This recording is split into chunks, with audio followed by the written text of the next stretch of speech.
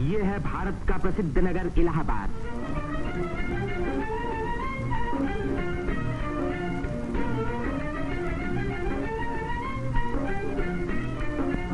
यहीं पहल उत्तर प्रदेश में एक विश्वविद्यालय की स्थापना हुई।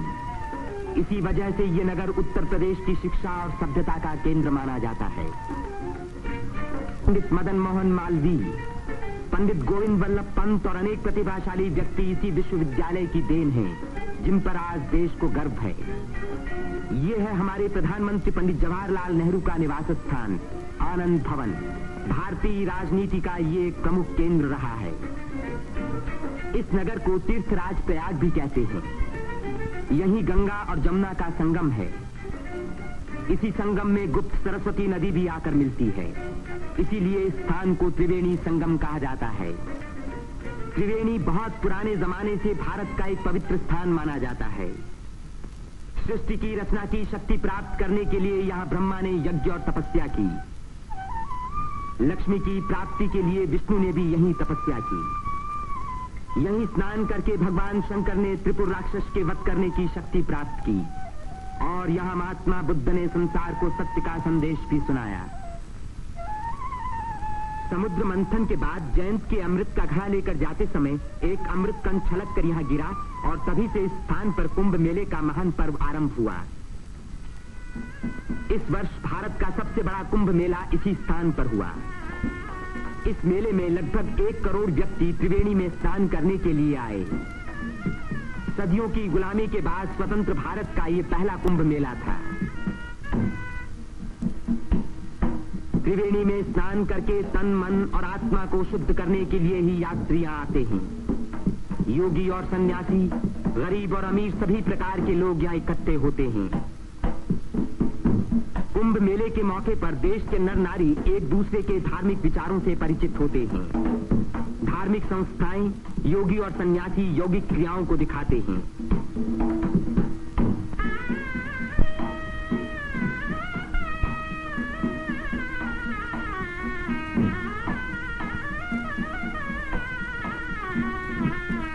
धार्मिक विचारों पर तर्क वितर्क होते हैं और देश के गौरवपूर्ण प्राचीन रहस्यों का उद्घाटन होता है। यहाँ के सुंदर दृश्य प्राचीन भारत की महत्ता की याद दिलाते हैं।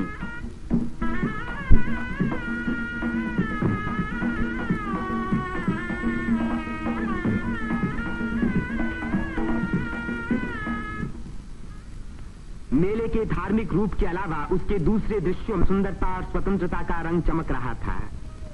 रंग बिरंगी चूड़ियां, देवी देवताओं की मनमोहिनी मूर्तियां,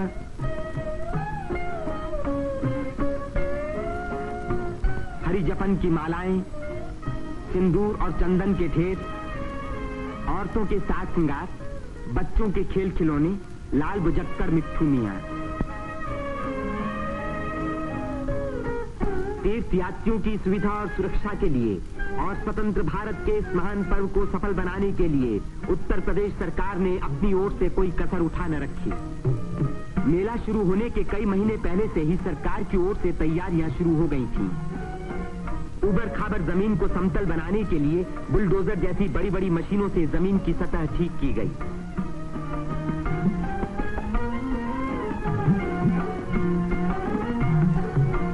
गंगा जी ने अपना किनारा 15 से 30 फुट गहरा काट दिया था, जिसके कारण यहाँ स्नान करना असंभव था। बुलडोजरों ने इन किनारों को सपाट बनाया, जिससे तीर्थ यात्री यहाँ सकुशल स्नान कर सके। जिस काम को 1000 आदमी 3 महीने में खत्म नहीं कर सकते थे, उसी को 6 बुलडोजरों ने 15 दिन में पूरा कर दिखाया।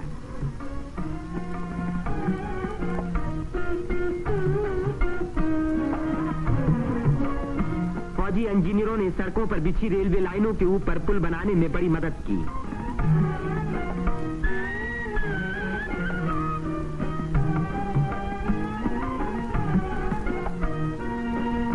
इससे रेलों के आने जाने के समय भीड़ सड़कों पर कभी न रुकी, बल्कि लगातार त्रिवेणी की ओर बढ़ती रही।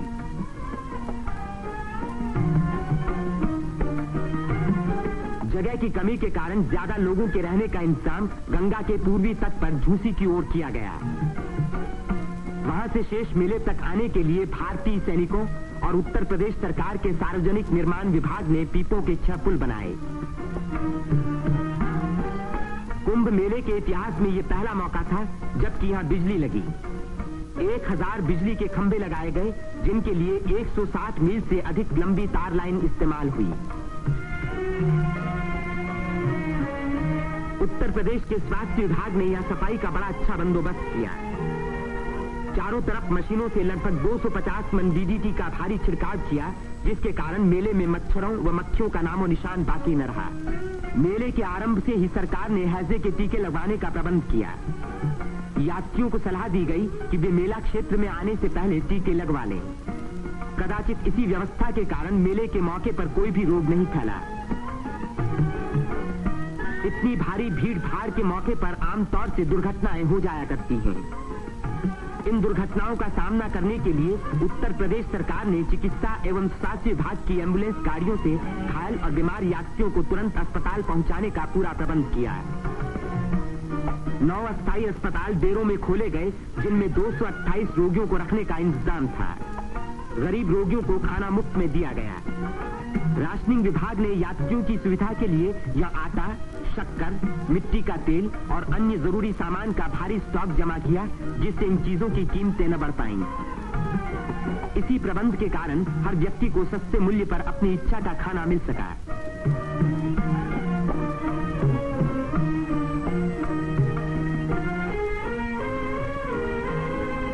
सेवा समिति, अग्रवाल समिति और भारत स्काउट्स एंड गाइड्स जैसी स्वयंसेवक संस्थाओं ने यात्रियों के मार्ग निर्देशन, उनकी सुरक्षा और घायलों का प्राथमिक उपचार किया। पुलिस यात्रियों के संचालन का कार्य करती रही। आने जाने के लिए अलग रास्ते रखे गए।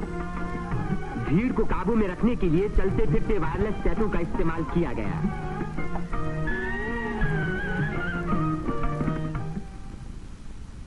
भूले भटके लोगों को खोज निकालने और उनको उनके घर वालों तक पहुंचाने का खास इंतजाम किया गया।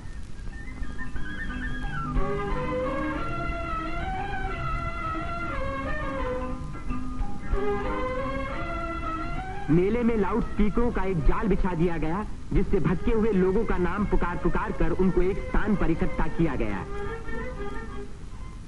मेले के आरंभ होते ही उत्तर प्रदेश के मुख्यमंत्री पंडित गोविंद वल्लभ पंत ने मेले के बंदोबस्त का मुआयना किया। इस तीर्थ स्थान पर जमा हुए लाखों मेहमानों के सुख सुविधा की उन्हें बड़ी चिंता थी।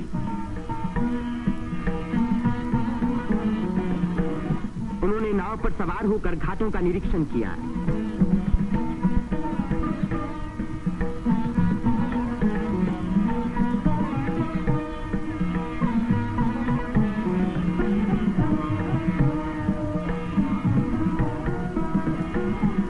उन्होंने पीपे के पुलों को भी देखा। ये अखाड़ा जो ऐसे ही एक पुल को पार कर रहा है, पुल की मजबूती का सबूत है।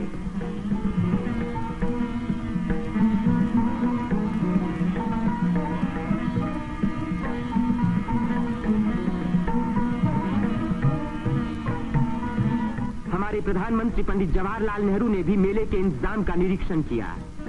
वे सड़कों पर घूमे और पुलों पर भी गए।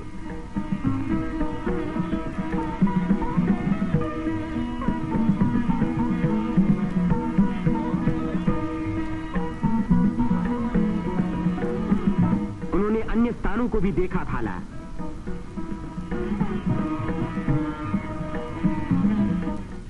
भारत के अन्य लाखों व्यक्तियों की भांति हमारे राष्ट्रपति श्री राजेंद्र प्रसाद ने भी त्रिवेणी में स्नान किया। इस दिन अपार जन समूह यहां इकट्ठा था।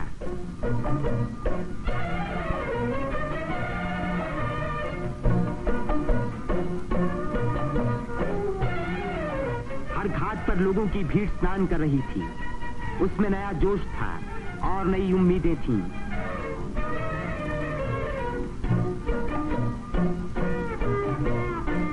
ये दृश्य जाहिर कर रहा था कि इस भीड़ की महान रचनात्मक शक्ति के कारण देश का भविष्य उज्जवल है।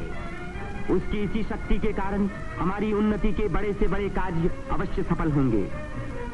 जिस स्थान पर मनुष्य और देवताओं ने यज्ञ किए और भविष्य का संकल्प किया, उसी स्थान पर इन नर नारियों ने आज भारत को फिर से बलवान और सुखी बनाने की प्रतिज्ञा की और भारत की स्वतंत्रता को अमर रखने के लिए अपने शरीर में एक नए प्राण को जन्म दिया।